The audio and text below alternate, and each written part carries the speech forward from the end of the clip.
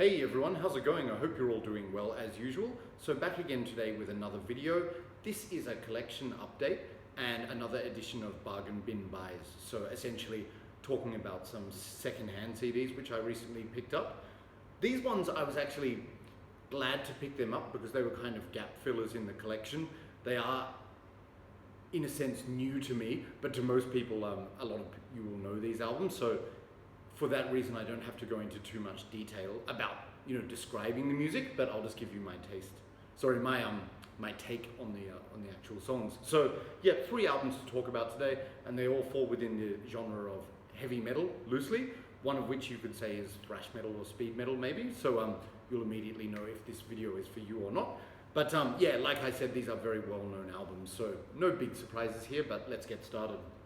So first of all, I'm very happy to have filled some gaps in the Judas Priest collection. So you might have heard me say before that Judas Priest is probably my favorite heavy metal band of all time, and a while back I showed my Judas Priest collection on CD, and I've got something like 5 albums, but certainly not all of the albums, so I managed to pick up a couple of extra ones, so I was really happy about that. So first of all, this is Judas Priest with Killing Machine, or Hellbent for Leather. It's quite funny, when I read the title on here, this cover is very familiar obviously, but when I read the title it said Killing Machine, and I was like, what the hell? I thought this album was called Hellbent for Leather. Then I did some research about it.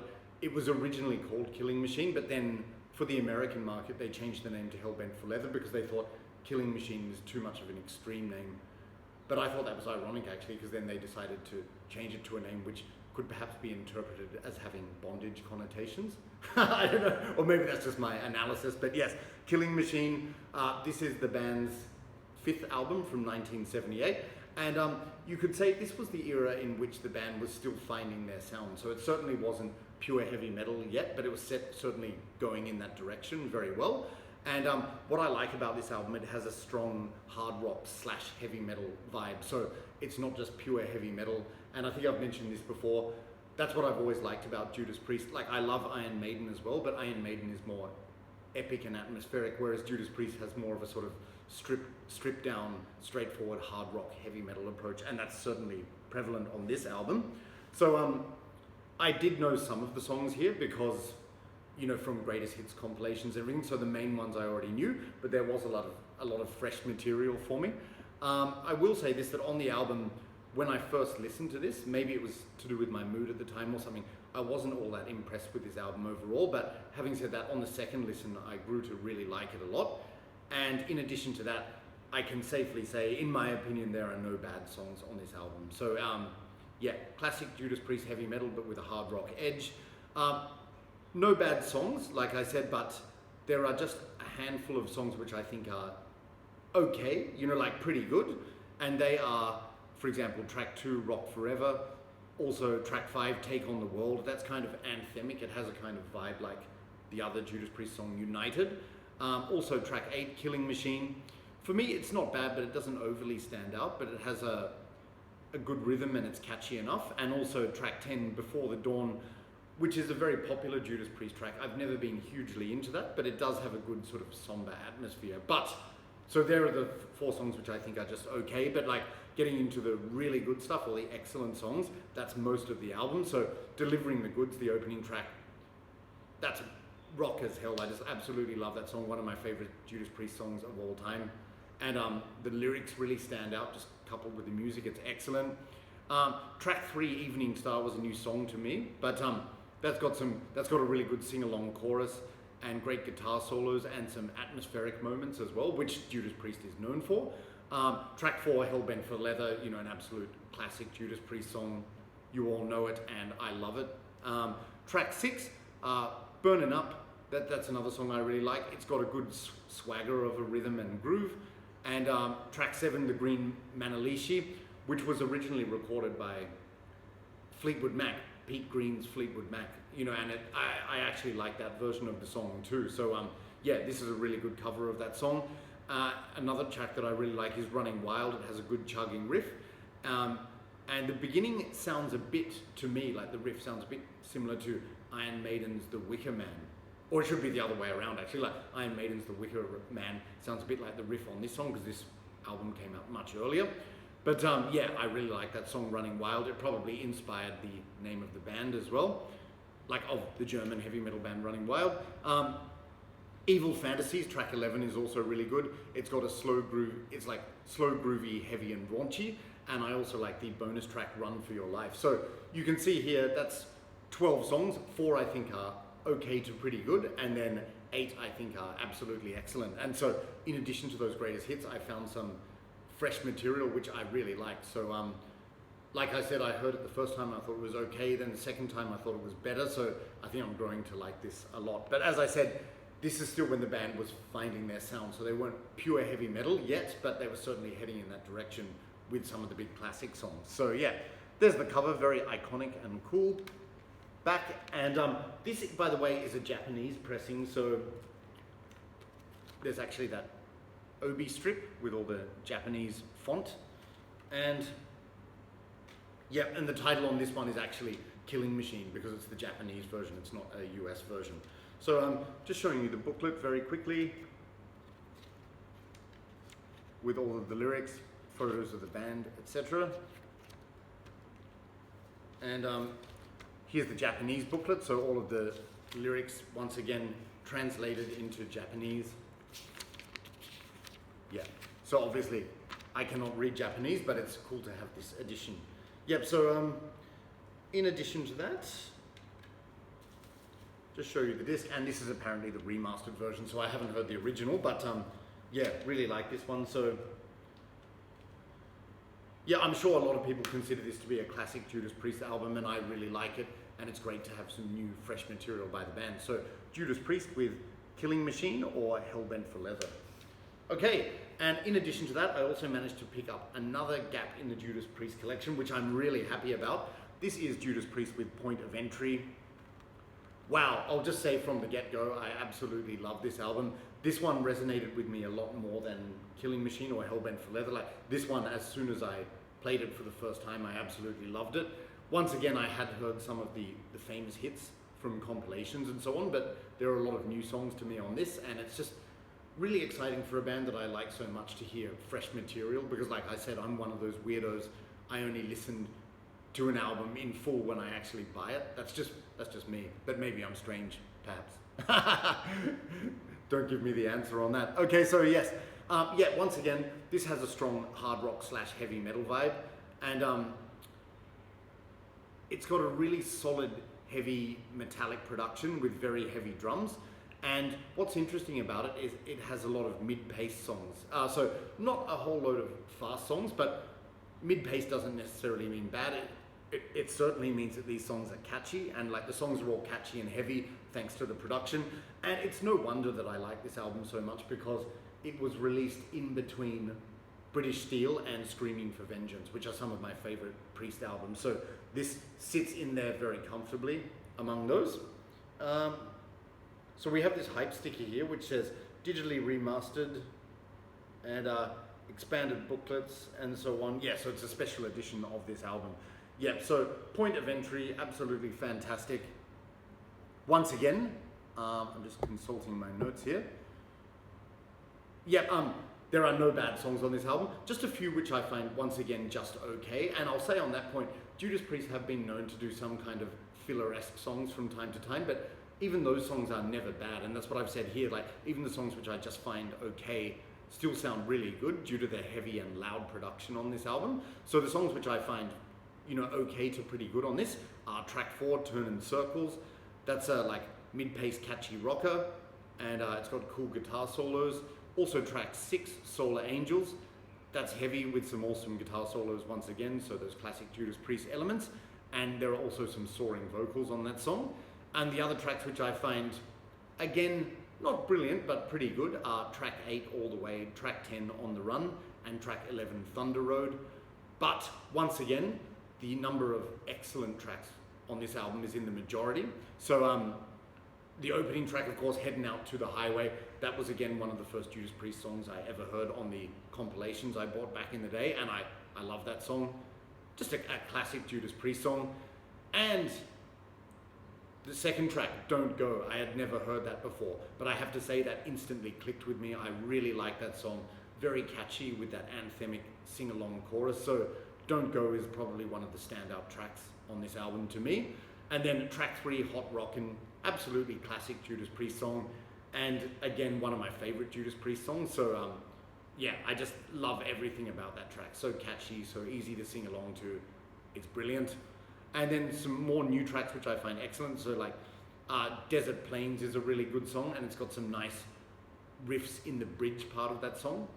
And some people might think that this track is cheesy, but I also really like the track number 7, You Say Yes. Like, it's a very simplistic lyrics and chorus and everything, but it's just so incredibly catchy with the vocal melody that you can't resist singing along, or I can't anyway.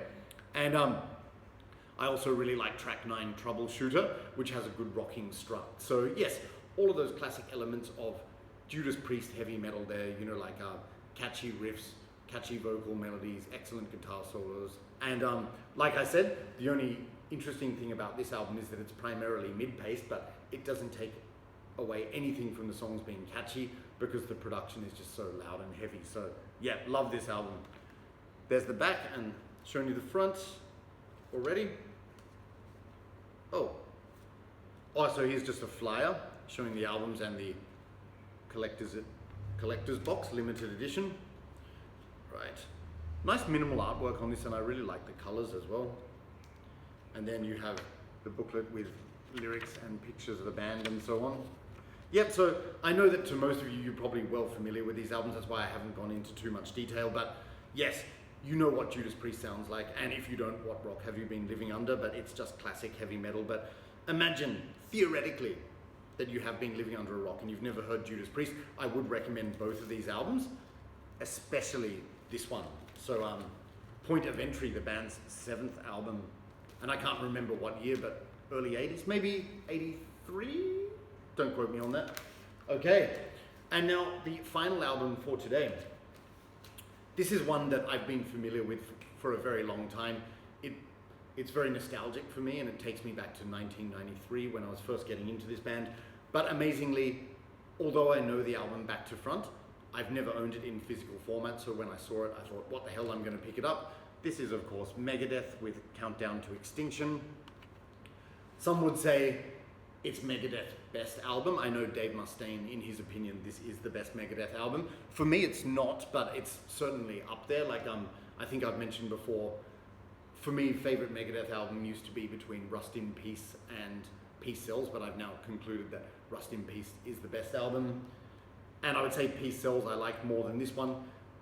This could come in at number 3 for me, maybe in terms of Megadeth albums, but I haven't really overanalyzed it. But in short, it's a damn good album. But I was surprised that when I listened to this again after, like, I've heard it loads of times, but I don't like it now as much as I used to, but that's not to take away from its brilliance. It's still a really good album, but yeah, it's just funny how your opinions on music evolve. But like when this album is really good, like the finest moments are absolutely excellent. I'll say for me, these days I like the second half of the album more than the first half.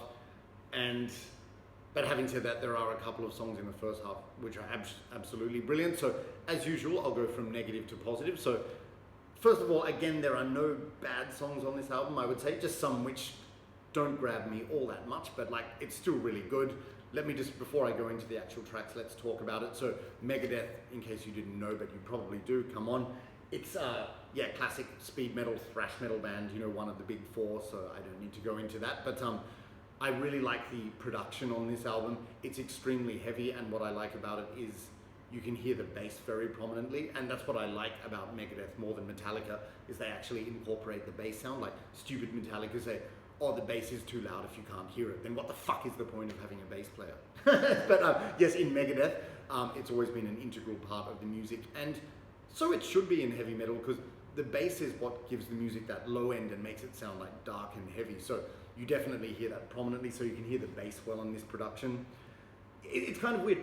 There's not a lot of, I'm no musical expert or sound analysis expert, but I would say like there's not a lot of reverb on this album, like, so especially with the drums and everything sounds sort of in your face, like there's no echo or anything, apart from with the vocals, but it, like I said, it contributes to a really heavy sound. So the songs which I find for me, just okay, are skin of my teeth. It's funny, like back in the day, 1993, when I was a teenager, I really loved that song, but these days, yeah, like it's all right, but I'm not into it too much.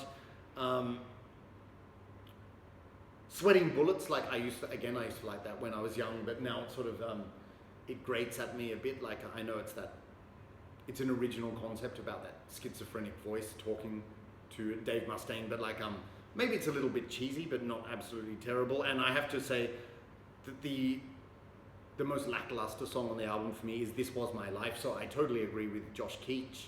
If you're watching, Josh, I agree with you. Like, This Was My Life, it's not a bad song, but it's just like a song that passes me by. It's not really stand out. It's nothing special, but again, not terrible. And yeah, even the title track, actually, like Countdown to Extinction, I'm not hugely into that, but it's okay, so certainly, in my opinion. But then now we'll get to the tracks which I really like. So track 2, Symphony of Destruction, I just like the heavy, crunching, groovy pulse in that song, especially with the bass line. I know a friend of mine once said, oh, the riff in that song is so incredibly cheesy. It's like, fuck off, it's a great song. It's very heavy and very catchy. So I really like Symphony of Destruction, particularly the verse part of that song. And needless to say that the guitar solos on this album are absolutely brilliant, courtesy of Marty Friedman, who in my opinion is the best lead guitarist Metallica, the best lead guitarist that Megadeth has ever had. Dave also does a lot of solos on this, which are brilliant as well. So like the lead guitar work is phenomenal on this album. Now, 2 songs which I don't hear a lot of people talking about, but are some of my favorites and always have been, are Architecture of Aggression. I absolutely love that song, especially the vocal melodies in the chorus. It's so epic, and it's a great song to sing along to. And the other one is Foreclosure of a Dream. Again, like fantastic vocals from Dave, channeling a bit of Robert Plant there in his vocal approach, but very catchy sort of rocking chorus. So they're, in my opinion, 2 really underrated tracks, Architecture of Aggression and Foreclosure of a Dream. Now, High Speed Dirt is a song that I used to really like. These days I'm not a big fan of the vocal melodies in the verses, but I do love the guitar work in that song, like especially the leads. They are brilliant, and I like the bit at the end with when Marty does that kind of funk bass solo, where it's like diddle diddle din din din din with the clean guitars. It sounds groovy, and then blistering guitar solo from Dave at the end. So High Speed Dirt, for the musicianship, I love that song. And let me see. Yeah, now my absolute favorite tracks on the album, believe it or not, are the last 3. So Psychotron, fucking awesome song.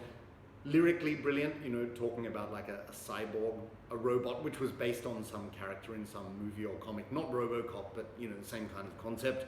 But just great riffs in that song, like chugging and mechanical, and there's a guitar lead after every vocal line. I just love it, and the chorus is really good as well. Captive Honor is another song that I really like so many theatrical elements of that song, but I especially like the intro with the clean vocals and guitars, where like it's very atmospheric, you know, that part where he says, and if you kill a man, you're a murderer, kill many, you're a conqueror, kill them all, you're a god, like that, and madness comes. Yeah, I just love that intro to the song. And then Ashes in Your Mouth, oh, one of my favorite Megadeth songs of all time, and I really like the main driving force behind that song is the main riff. It just sounds so metallic, groovy, and chunky. I just love it. So yes, as you can see, I like most of this album a lot. There are just a couple of tracks which I find okay these days, but interesting, because this is a Japanese pressing, it comes with 2 bonus tracks, Breakpoint and Go to Hell. So happy to have this version to hear those. Like those songs, again, yeah, like they're good, but they don't grab me as particularly special. But it's cool to have that as a collector's item, as a Megadeth fan and everything. But yeah, certainly good songs and fresh material for me. So yeah, I will concentrate more on those later. So here's the cover. Always been cool and iconic. I like this cover. You know, one day I would like to get the 3D print, t-shirt print of this. I've seen it over here. You can get it with all the different colors. It's just a cool design. And then song titles on the back with Vic Rattlehead counting the skulls. Very cool. Vic, a great mascot, or yeah, for the band, which I have mentioned before as well. So here we just have the booklet with all of the lyrics. Pictures of the band, looking so young here compared to these days, but that's what happens as time passes. Yeah, and there's the disc there. But yeah, so like I said, I haven't really done a Megadeth ranking officially and I haven't got that far in the alphabet yet, but also I don't own all Megadeth albums. But for now, I would say this is probably my third favorite, maybe. But then again, this Killing Is My Business. I'm not sure, like third or fourth, I would say, but great classic thrash metal album or speed metal album, Megadeth with Countdown to Extinction. Oh guys, I started off so well, I thought this video would be about 15 minutes. As it happens, it's been 20. But like I said, while I didn't go into too much detail about the music in terms of describing it, at least in my opinion, I always want to give my take or opinion because like I've said many times, it's pointless to say, oh, here's this album by this band, yeah, it's pretty good, next. Like that doesn't offer any insight. Like this is for me to talk about my opinion on the music, and I hope you enjoy it. And I hope you tolerate the amount of detail. Anyway, yes, I'm not sure when I'll be back next, but quite soon. And I think in the next one, I'm going to go back to the Marduk collection. So I've already done the album rankings, but in the next video, I'm going to talk about their other releases like EPs, live albums, and so on, singles, and that kind of stuff. So hopefully you can join me for that. But let me know what you think of these albums, and please feel free to comment on the video and like and subscribe, all that good stuff. I really appreciate your support of the channel. All right, so I've taken enough of your time for now, so I'll let you go, but I'll see you in the next one. Have a good day. Cheers. Bye.